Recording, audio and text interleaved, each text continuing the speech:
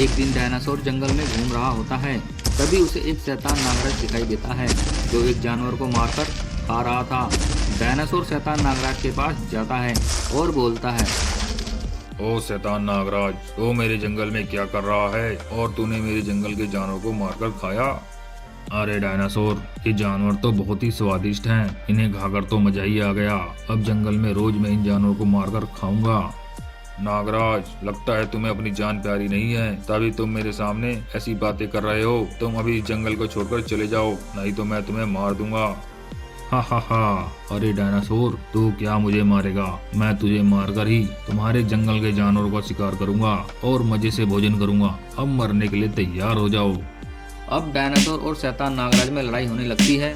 दोनों ही बड़े ताकतवर थे। काफी देर लड़ाई के बाद शैतान नागराज डायनासोर पर भारी पड़ने लगता है और थोड़ी ही देर में वह शैतान नागराज डायनासोर को घायल कर देता है।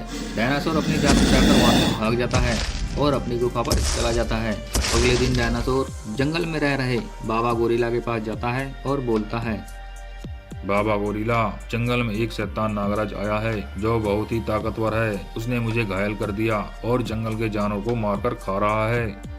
डायनासोर, मैं तुम्हारी क्या मदद कर सकता हूँ? बाबा गोरिल्ला, मुझे कुछ शक्तियाँ दे दो जिससे मैं उस शैतान नागराज को मार सकूं। ठीक है डायनासोर, मैं तुम्हें कुछ शक्तियाँ दे देता हूँ जिससे तुम उस शैतान नागराज को आसानी से मार सकते हो।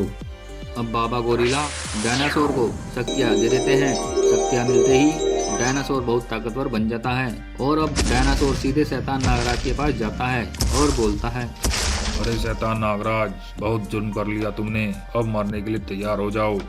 अब डायनासोर और शैतान नागराज में लड़ाई होने लगती है। डायनासोर अपनी शक्तियों से शैतान नागराज को वहीं पर मार देता है। तो देखा दोस्तों, इस तरह डायनासोर ने बाबा गोरिल्ला की शक्तियों से शैतान नागराज का अंत किया।